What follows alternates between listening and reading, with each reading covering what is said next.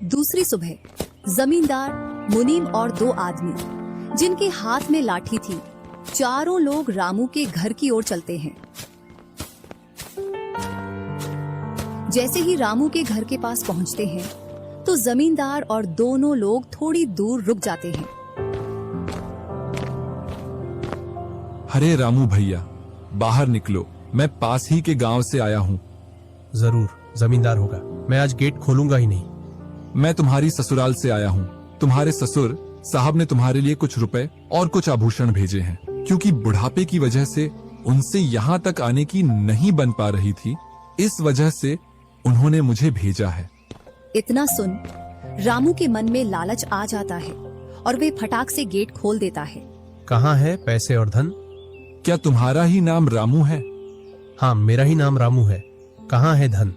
यही पास में रखा है, चलो दोनों उठा लाते हैं। वह मुनीम के साथ चल देता। थोड़ी दूर चलने के बाद मुनीम जमींदार जी को बुला लेता है। जमींदार और दोनों लोग रामू के पास आ जाते हैं। लाओ, मेरे पैसे लौटाओ, ब्याज समेत। मैंने आपसे पैसे नहीं लिए। ये ऐसे नहीं मानेगा।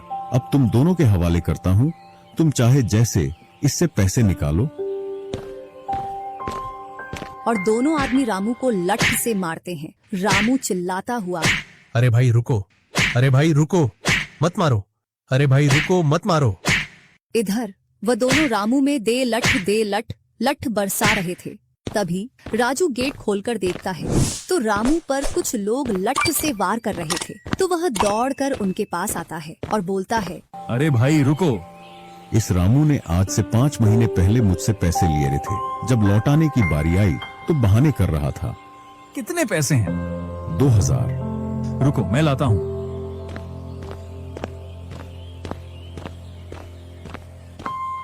राजू रुपए लाकर जमींदार को देता है और जमींदार और उसके साथी वहां से चले जाते हैं।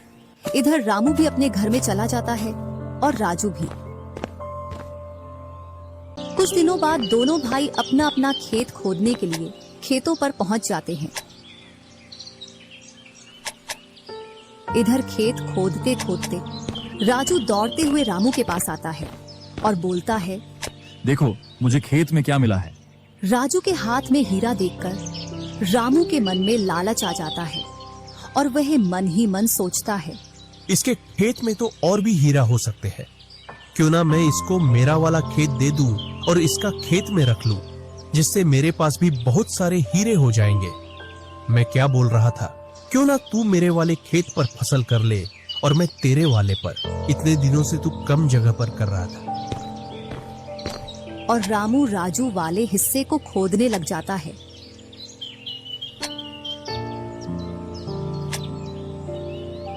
शाम तक पूरे खेत को खोद देता है, लेकिन उसे उसमें कुछ भी नहीं मिलता और थका हारा घर पहुंच जाता है। आज पूरा खेत खोद दिया, लेकिन फिर भी एक हीरा नहीं मिला, जबकि राजू ने खेत का एक कोना खोदा था, उसमें ही उसे एक हीरा मिल गया। अच्छा, आप अगर ऐसे ही मेहनत करते रहे तो एक दिन आपको भी बहुत सारे हीरे मिलेंगे। बातों ही बातों में रामू की नींद लग जाती है। तब वह बोलता है, आज जैसी नींद मुझे कभी नहीं आई। हाँ, अगर तुम ऐसे ही मेहनत करते रहे तो आपको रोज ऐसी नींद आएगी।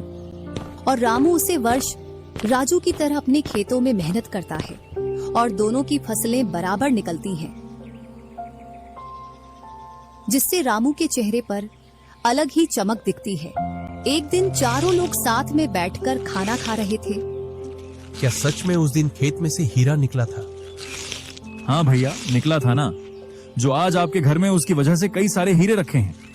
इतने में ही रामू की पत्नी बोलती है, वह तो नकली था, आपसे काम करवाने के लिए। इसी प्रकार बातें करते करते चारों लोग अपने अपने घरों में जाकर सो जाते हैं। सुबह होते ही तुम दोनों को राजा साहब ने राजमहल बुलाया है। वह दोनों भाई सेनापति के साथ चल देते हैं। अब पता नहीं कौन सी आपदा आ गई। कुछ नहीं, कुछ अच्छा काम होगा, तभी तो हमें बुलाया है। दोनों राजा के पास पहुंच जाते हैं। हमने सुना है इस वर्ष तुम्हारी फसल सबसे अच्छी निकली है और आपने इस बार सबसे ज्यादा राजकोष में कर दिया है। इसी का आप दोनों को इनाम दिया।